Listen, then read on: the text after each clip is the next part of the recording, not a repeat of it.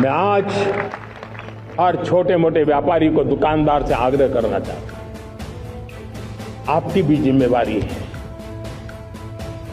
हम छोटे थे, हमने कभी बाजार में देखा नहीं था कि शुद्ध घी की दुकान, ऐसे ही लिखा जाता था घी की दुकान, लेकिन समय रहते लोग लिखने लगे शुद्ध घी की दुकान। मैं चाहता हूं देश में ऐसे व्यापारी आगे आए, ऐसे दुकानदार आए, यहाँ स्वदेशी माल बिकता है वो बोर्ड लगा रहे हैं। हम स्वदेशी का गर्व करने लगे।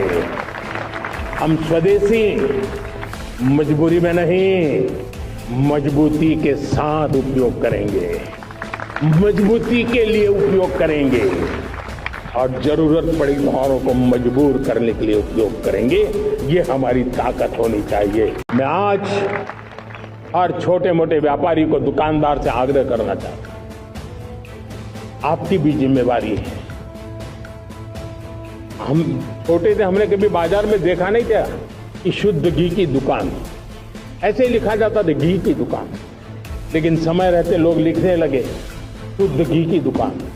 मैं चाहता हूं देश में ऐसे व्यापारी आगे आए, ऐसे दुकानदार आए, यहाँ स्वदेशी माल बिकता है वो बोर्ड लगा रहे हैं। हम स्वदेशी का गर्व करने लगे।